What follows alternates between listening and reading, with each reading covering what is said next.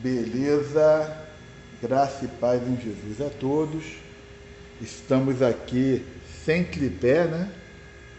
Aqui mostrando aqui o nosso conteúdo no quadro de aula. É a segunda aula de Sociologia, né? Onde estamos aqui abordando os pontos relacionados aqui em nosso quadro de aula, ok? Tô tentando aqui da melhor maneira mostrar aqui para os irmãos, né? Então vamos lá, deixa eu virar para mim aqui.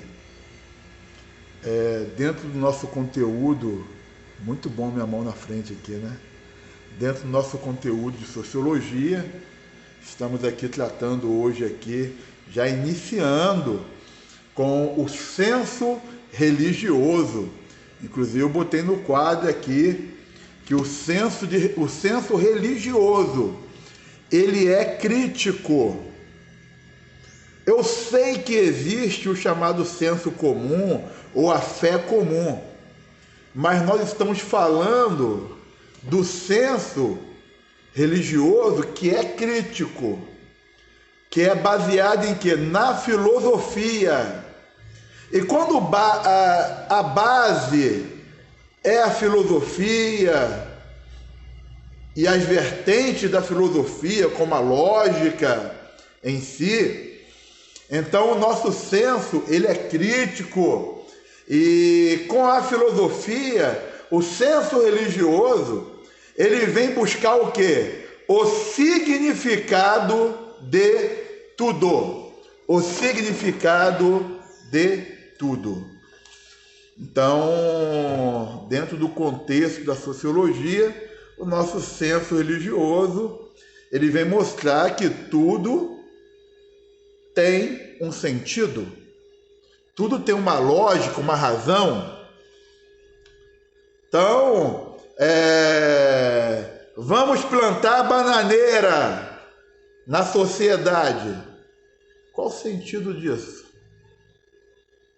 Né?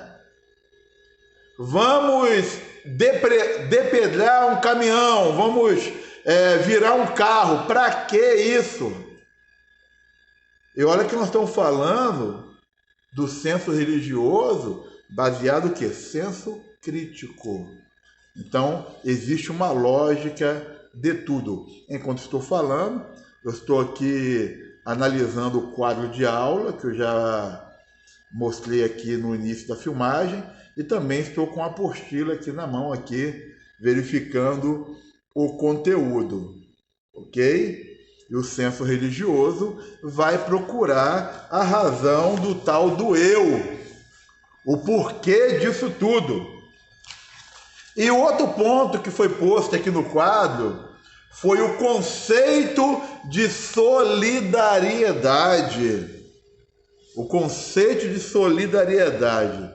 Quando você vai buscar para entender a palavra solidariedade, o significado de solidário é interesse comum, responsabilidade recíproca, ou seja, aquilo que é do interesse de uma sociedade unida. E quem criou o conceito de solidariedade foi o Émile Durkheim. Até botei aqui no quadro esse conteúdo, essa colocação, certo? E nós dividimos em nossa matéria, baseado nas colocações de Durkheim, a solidariedade em dois âmbitos, em duas vertentes, que é a solidariedade mecânica e a solidariedade orgânica. E eu botei aqui no quadro que a solidariedade mecânica, deixa eu voltar aqui de novo para vocês aqui, rapidinho. A solidariedade mecânica diz respeito a uma consciência coletiva, ligados pelos costumes, ligados também pelas crenças, sentimentos comuns. As atitudes e pensamentos são quase que automáticos. Deixa eu voltar para mim aqui. Convenhamos, né? Se nós estamos falando daquilo que é mecânico, ligou o botão, virou a chave, está funcionando. Então, é uma ideia neste contexto. A solidariedade mecânica não é algo assim totalmente pensado. É tipo, empurra o boi que ele anda. Ou, como nós falamos, é uma consciência coletiva. Alguns vão cunhar a expressão inconsciente coletivo, né? Basicamente, quase isso. Mas, apesar que o inconsciente coletivo já vai para uma outra área, uma outra vertente, né? Ligados pelos costumes. Por que você faz isso? Costume. Por que você, na área política, né, é de direita ou de esquerda? Minha mãe é, o meu pai é, minha família é. Não há um pensamento voltado para o todo. Ou que pense em algo para todos. No sentido de que seja bom ou benéfico. Não só para quem está aqui hoje, mas para o pessoal do dia de amanhã, nossos netos, nossos filhos. Então o negócio vai pegando aí. Então a solidariedade mecânica, né? Consciência coletiva, ligados pelos costumes, crenças, sentimentos comuns, e as atitudes e pensamentos são quase que automáticos. Eu acho interessante essas colocações.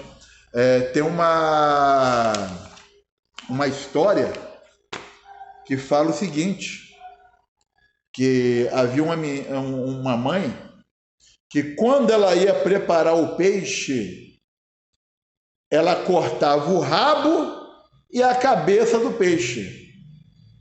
Mas na frigideira, na hora de fritar, ou a panela, a frigideira era grande. Mas jogava um rabo do peixe fora, ela jogava a cabeça do peixe fora. Aí a filha perguntou para a mãe: mãe, por que, mãe, que a senhora corta o rabo e a cabeça do peixe? Aí a mãe olhou para a filha e falou: não, eu aprendi assim com a sua avó.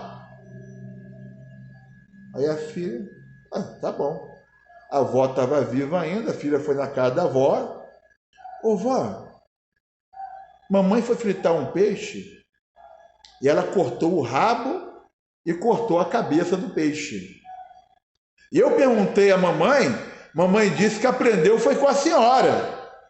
E por que a senhora, quando ia fritar, a senhora cortava o rabo e o peixe? Explicação da avó: minha netinha, é porque a frigideira era pequena. Não tinha nada a ver a situação, né? Só que a mãe pegou o costume.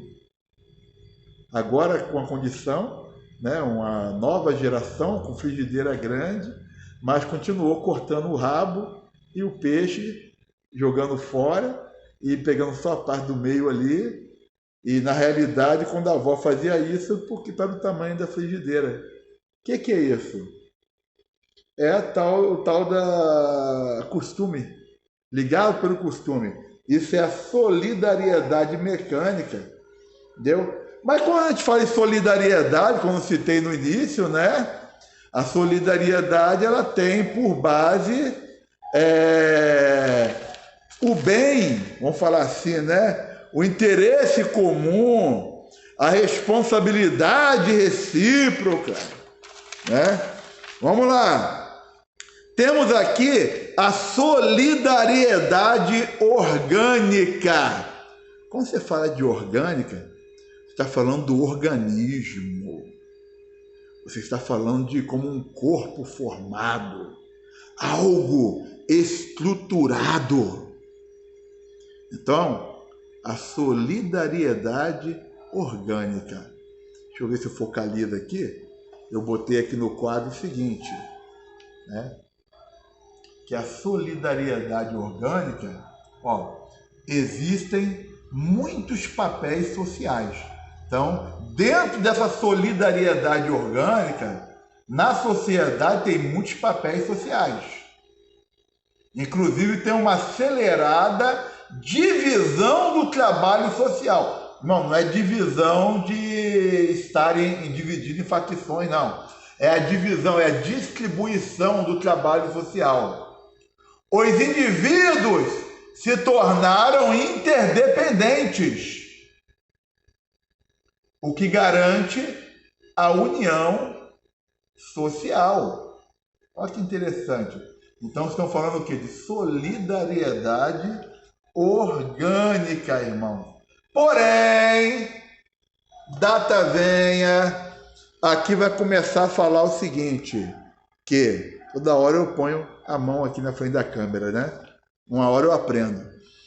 Vai falar o seguinte, que se por acaso tiver a quebra das regras sociais, toda sociedade tem regras, normas, a lei. Se tiver quebra das regras sociais, vai acontecer o que na sociedade? Desestabilização social. Essa desestabilização social por causa da quebra das regras vai fazer surgir no meio da sociedade um estado de anomia. O que significa anomia? No grego, esse A significa negação. E nomia vem de nomos, lei. Então, o que seria a anomia? A ausência de lei ou de regra na sociedade, já que a nossa matéria aqui é socialismo, né? Anarquia, desorganização na sociedade. Inclusive, eu botei também isso aqui no quadro, deixa eu mostrar para vocês aqui, ok? Tá aqui, ó. A letra não é a melhor do mundo, mas o vermelhinho aí é quebra das regras sociais. Aí depois o verdinho, desestabilização social. Aí vem a setinha apontando para o azulzinho, estado de anomia. Embaixo de estado de anomia, a letra meio rosinha e pequena, né? Doença social, violência, roubo, corrupção e etc. Tudo vai piorando, tudo vai ficando uma situação terrível no meio da sociedade, ok? Bem, nós também aqui botamos no quadro o pensamento de Max Weber. Alguns chamam de Weber, né? O Weber. O pensamento de Max Weber. E a nossa apostila, o nosso conteúdo sobre o pensamento de Max Weber, deixa eu mudar a posição um pouquinho aqui, né? Fala o seguinte, que o Max Weber, para ele, a sociologia deveria concentrar na ação social e não nas estruturas. No pensamento de Weber, sociologia tem que se concentrar na ação social, não exatamente nas estruturas. É o pensamento dele, a interpretação, né? E, inclusive, no pensamento de Max Weber, as motivações e ideias humanas são a força, né? São as forças por trás da mudança. Ok? Eu já estou aqui com 14 minutos de vídeo gravado. Se eu errar alguma coisa aqui, eu não vou editar. Qualquer coisa eu peço perdão aqui, tá? Vamos continuar. Inclusive, Max Weber ele considerava o indivíduo e suas ações. E ele, falando sobre o indivíduo e suas ações, ele chegava ao ponto de falar o seguinte, que o ponto-chave da investigação em si, desse estudo, para ele, no caso do indivíduo e suas ações, era o ponto de partida da sociologia, que é chegar ao quê? À compreensão e à percepção do sentido que a pessoa atribui à sua conduta. Compreensão, percepção do sentido, da lógica que a pessoa está atribuindo ou atribui à sua conduta. Então aqui são algumas colocações dentro do pensamento de Max Weber, né?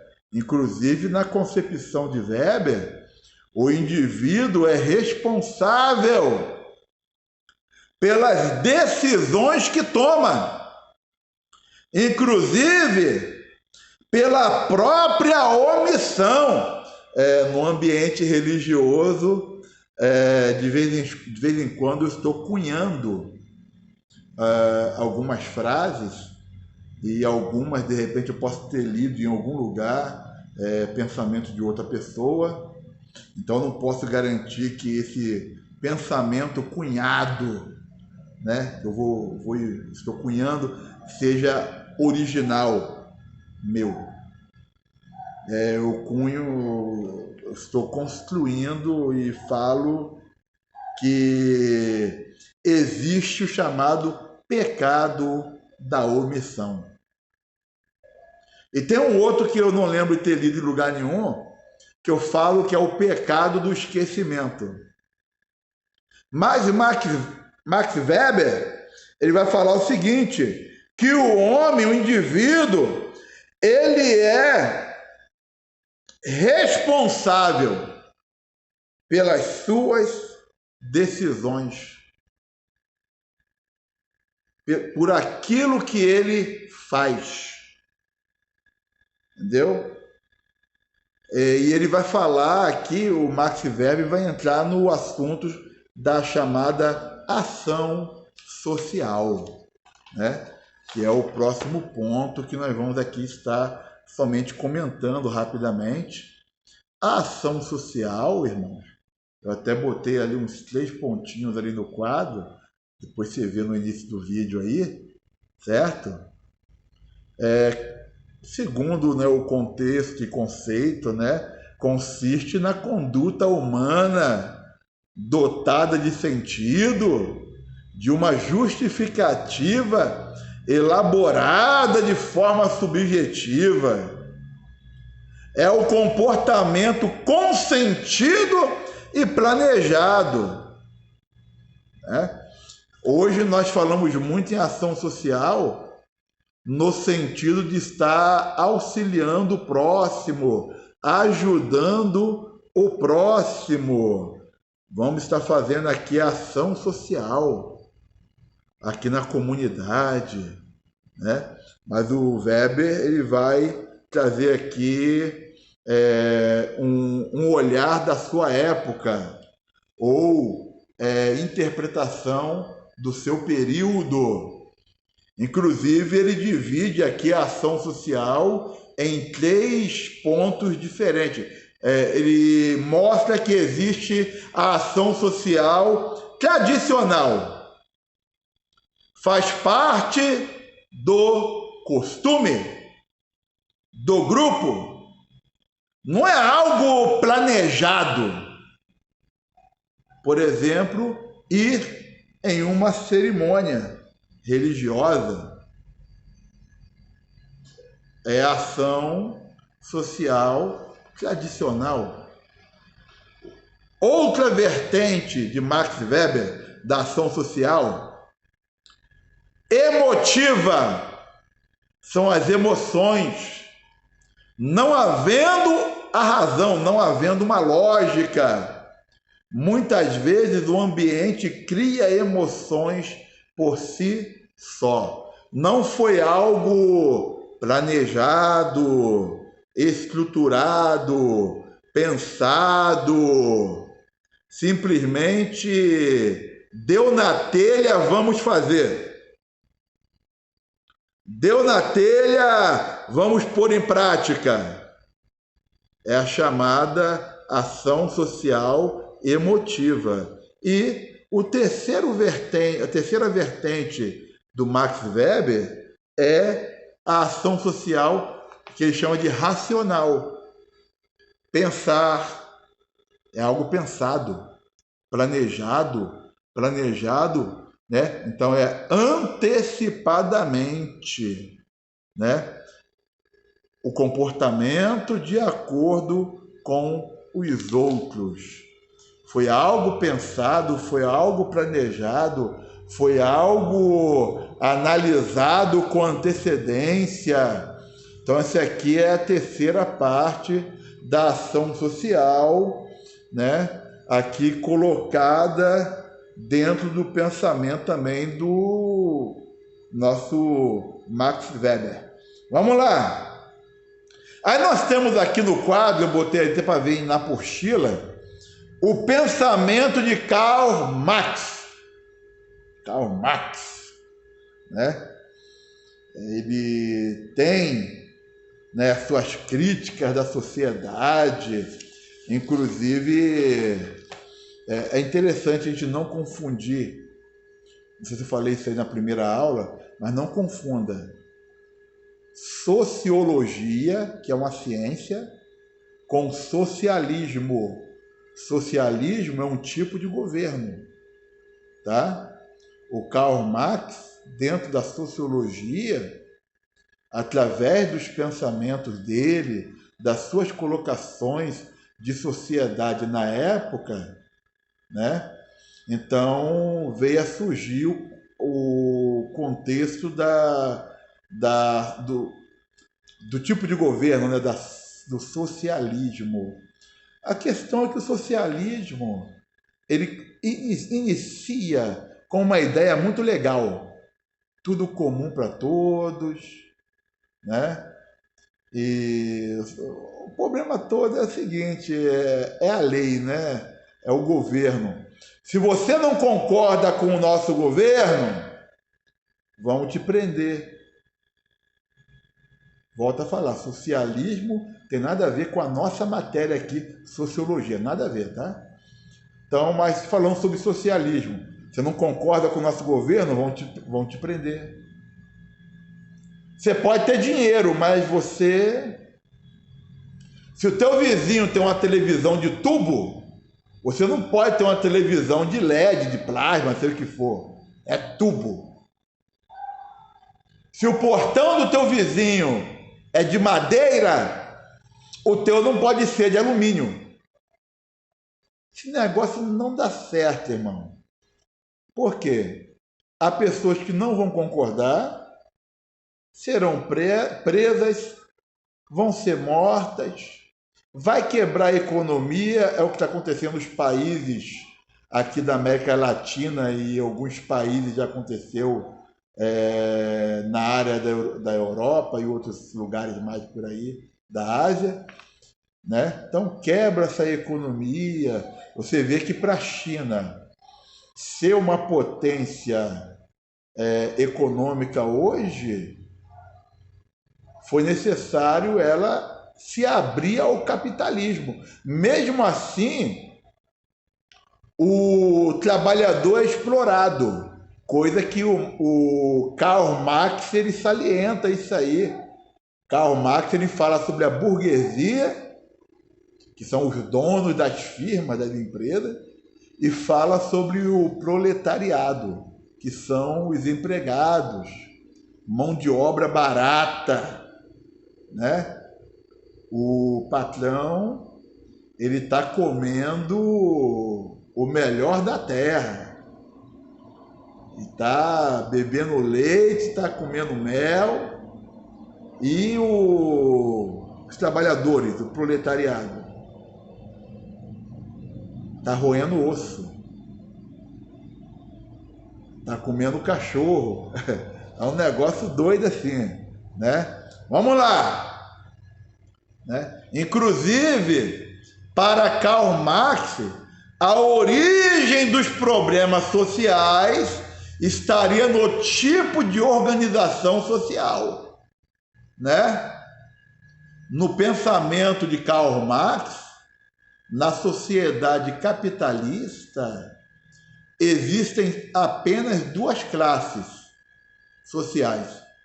A burguesia, que é aquela classe que foi tomada, né, ali, que tomou posse dos meios de produção, a burguesia que manda, enriqueceu e que obteve o controle do Estado e também o controle político, criou leis para proteger a propriedade privada, mas se for do socialismo, um abraço, meu irmão. Só a graça, né? E manter-se no poder, além de difundir a sua própria ideologia de classe. E a outra classe é o proletariado, né? Ou seja, não tem voz na sociedade, não tem voz política. O proletariado é a mão de obra das fábricas. A verdade é essa, aqui conforme a colocação de Karl Marx, certo? Vamos lá. E Karl Marx ele também cunhou, eu botei no quadro aqui, a chamada a mais-valia. O que é a mais-valia?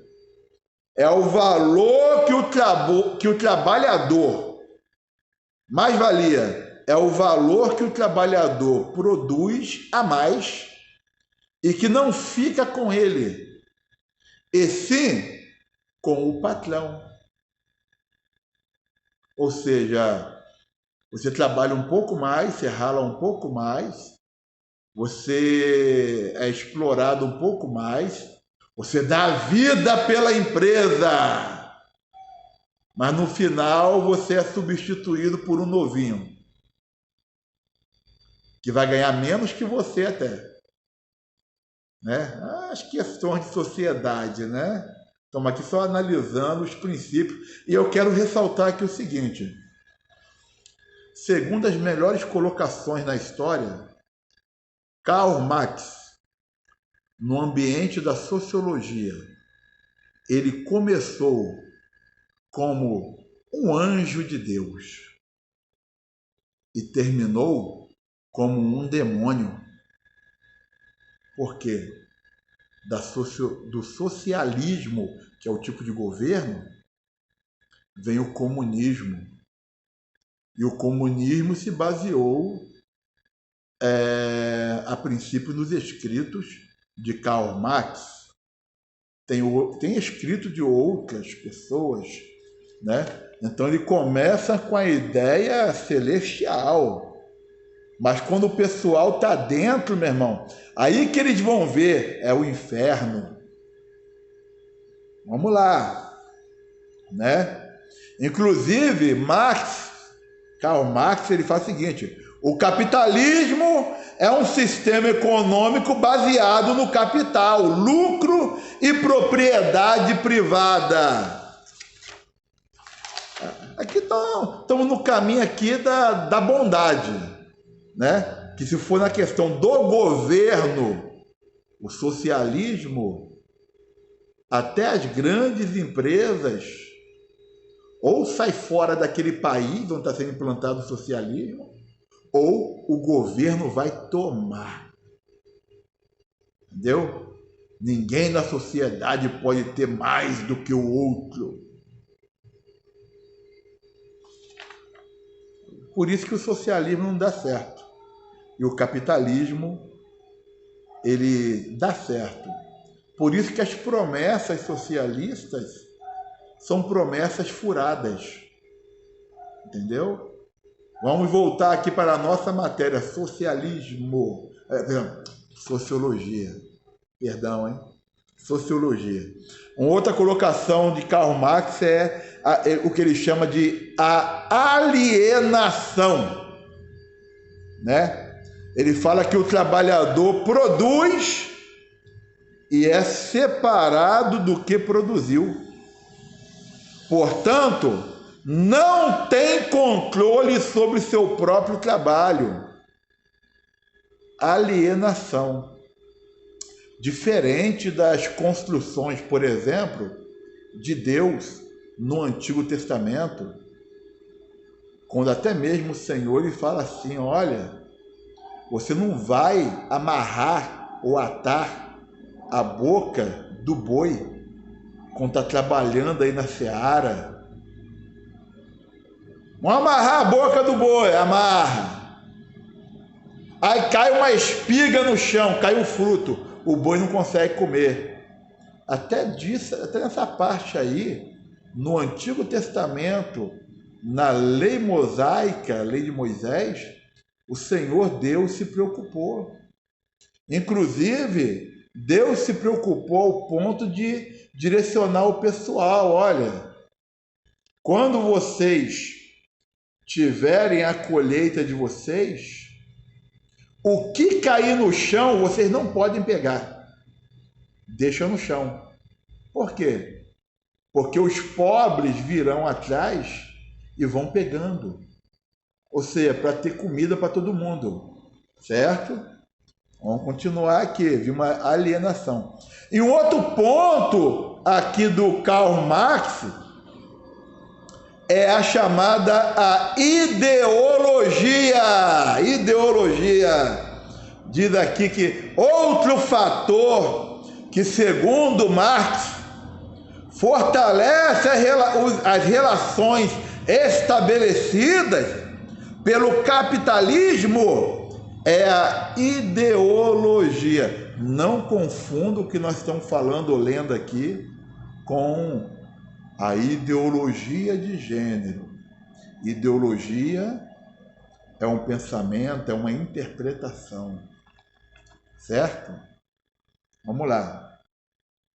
Para Karl Marx, né, a influência marcante nessa questão da ideologia está nos jogos de poder e na manutenção dos privilégios. Quem é que consegue fazer os jogos de poder?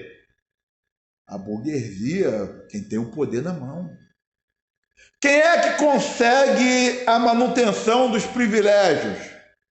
Quem está com o poder nas mãos. Certo? Então, mesmo no Brasil, passa-se anos e anos, o pessoal promete, mas fica somente na promessa. Vamos lá. E aqui diz o seguinte: a ideologia no conceito marxista de Karl Marx, vem o marxismo, é quase uma religião, tá? A ideologia no conceito marxista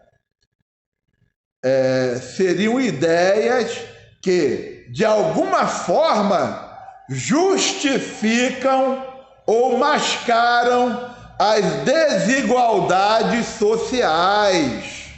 Então, isso aqui é uma colocação aqui do Karl Marx, e ele vai falar que a classe dominante é a burguesia. E a burguesia tem na mão o poder econômico e político, ao contrário da classe proletária, ao contrário do proletariado. O proletariado, que é a mão de obra, eles são jogados para os cantos, para os becos. Eu não ia usar esse termo não, becos. Eles são jogados para... não era bem essa colocação, né? Mas jogado para as comunidades. O termo que eu usei era gueto, jogado para os guetos, sem saneamento, sem água direito, sem comida direito, sem conseguir descansar direito, sempre sendo explorados. Entenderam? Agora, aqui nós estamos finalizando aqui essa segunda aula de sociologia, aonde nós vimos aqui esses conceitos, né? O senso religioso, o conceito de solidariedade, né? Vimos aqui as colocações de Max Weber, ação social, né? Colocações de Karl Marx, né? Com o pensamento de Karl Marx, mais-valia, alienação, a ideologia, né? E continuemos crescendo no conhecimento. Amém? O Senhor abençoe a todos, Deus abençoe a tua vida, amém? E até a terceira aula. Fiquem com Deus, fiquem na paz em Jesus. Amém.